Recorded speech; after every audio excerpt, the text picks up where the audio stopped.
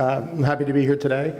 My talk today, I'm going to provide an overview of some technologies that are becoming of increasing importance among the agricultural sector in the United States, and specifically in New Jersey, where I'm from, but also globally as well. In particular, I'm going to be talking today about unmanned aerial systems, which are more commonly referred to as drones, and geographic information systems, which we all more commonly refer to as GIS, and both how they're being utilized at the farm level to provide innovative ways for increasing the efficiency of agricultural production by providing more information to farmers to help them make well-informed decisions. This is often referred to as precision agriculture or as smart agriculture.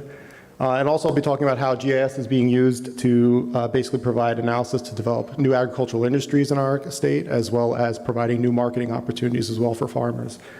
Just to give you a little bit of context, the map you can see here, this is New Jersey. Whoops, I'm sorry. There we go. The map here, this is New Jersey here. We are flanked to the east by New York City and to the west by Philadelphia.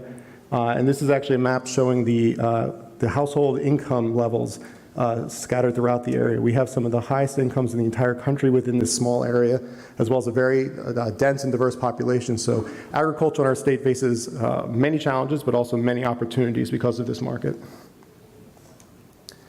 So I'd like to begin with talking about some of the applications of unmanned aerial systems. Two of the more basic applications that are used at the farm level are the creation of 2D orthomosaic maps, as well as digital surface and terrain models. The 2D orthomosaic maps basically provide a geometrically corrected image of the land area that you've taken images of. It's a composite image, and it can both often be used to measure true distances in areas within the land that you're looking at. The digital surface and terrain models, on the other hand, they capture the elevation of both the natural and man-made elements on the Earth's surface. They're very useful for understanding the terrain on a farm, so understanding the hydrological water flows on a farm, as well as if there's concerns with soil erosion, understanding how that can impact the farm level. One of the more interesting uses of drone technology is in the creation of aerial crop analysis. So there are different types of models that can be used using the reflectance data that comes back from the surface through the cameras that can give us estimates on crop health. There are two basic different types of modeling that are done. One's based on RGB, which is your standard typical digital camera, the imagery that comes from that, as well as ones that use more multispectral analysis that include near-infrared data as well. Each of these, there's various models that can be used using this data. They can all provide different information for different types of circumstances. So some of the ones I've listed here, the Visible Atmospheric Resistance Index, this is one that can be used with a normal camera and provides an indication of the amount of vegetation levels and leaf coverage on a field. In comparison, a Triangular Greenness Index, this is a certain algorithm using the same type of data, but it can be used to estimate chlorophyll levels within plants, which can then be used to estimate the amount of nitrogen that's being available to those plants. Using the infrared types of cameras, you can use things like a Normalized Difference Vegetation Index, often called NDVI. These are very common with a lot of the online applications or satellite data that's available today. And these can provide basically an estimate of biomass in terms of the amount of vegetation on a field. But another one, Soil Adjusted Vegetation Index, this is actually more useful for types of crop production where the plants are more spread apart, so there's more soil that's visible in the imagery, and it helps correct for that soil level so it doesn't impact the results of your analysis. So some of the applications for geographic information systems in agricultural production, there's a few different ways this can be used. Right here, this is an example where a farmer can conduct soil testing at regular intervals throughout their field and then basically perform an interpolation of that data using GIS to get a smooth gradient and find where the high and low spots are for different soil characteristics. So in this case, we're looking at phosphorus levels within a field area, and so you can see where the high and low spots of phosphorus would exist in that production parcel. Then you can basically add on to this, we can look at the actual analysis of the crop productivity, and this can be done through various different ways, some of which include the use of smart farming technology, so GPS-enabled tractors with yield monitors that can help provide mapping of the actual yields available from that farm. And you can also use the drone technology, like we just showed earlier, to look at the crop health for that field plot.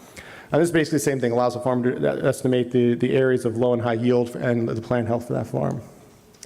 Now, if you start collecting that data over time, one of the things you can do is actually create what we call management zones by processing that data and looking at historically where the high and low areas of fertility are within the fields on your farm. And then when you combine that, all these together, the soil analysis, your yield data, and these management zones, it allows you to create what we call a variable rate recommendation map. And what this allows you to do is do targeted applications of either nutrients or pest management chemicals on your farm, so thereby potentially reducing your costs for those inputs, as well as maximizing your yields and maximizing your potential profits in the longer term. And similarly, you can do this just with the drone technology, using it to identify areas in your field that may be susceptible to certain types of pest or disease, and then target those areas for applications of chemicals. And this can be done either through same thing with smart tractors, as well as now there's new technology where drones are actually being equipped with sprayers, so you can very pinpoint and target the application of those chemicals. Another area that we are using GIS applications is in industry development. So we are conducting what we call suitability analysis, and this is being used to basically look at the introduction of new crops into the agricultural sector in our area. Basically, this is a spatial analysis tool that allows us to look at what areas in a state may be suitable or less suitable for growing those types of crops. And this is basically an index model that allows us to incorporate multiple factors that may affect the production of that crop. Such things we might look at would be certain soil characteristics, the climate or rainfall levels for that area, so both looking at the average values as well as certain extreme values, so when frost occurs or what the maximum temperature might be in that area. We can also look at how elevation and slope might impact either the success or the detriment of that crop. Look at existing land uses, so land that's already in agriculture or in forestry that could easily be converted into agriculture.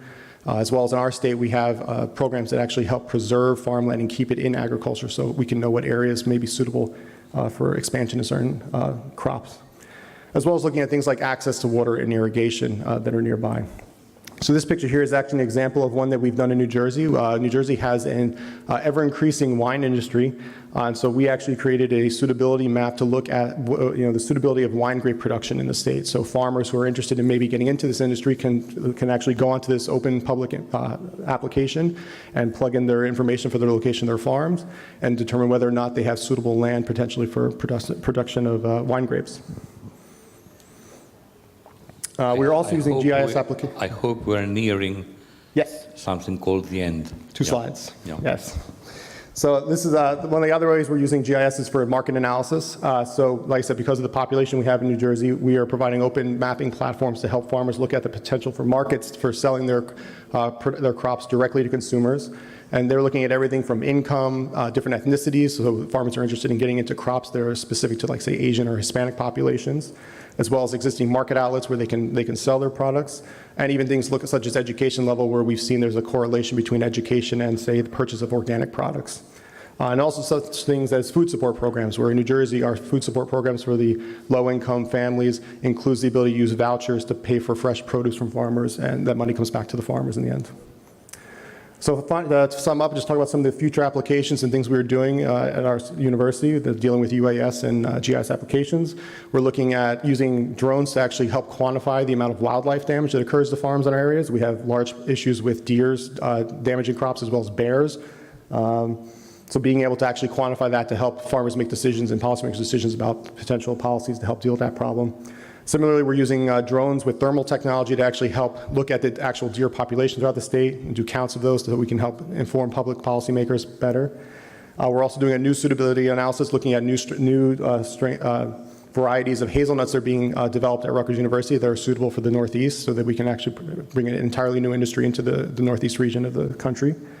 And as well as one of my colleagues here, Peter Udemans, looking at cranberry canopy analysis, looking at using UAS and GIS to basically look at the risk of exposure of cranberries to crops to sun and heat.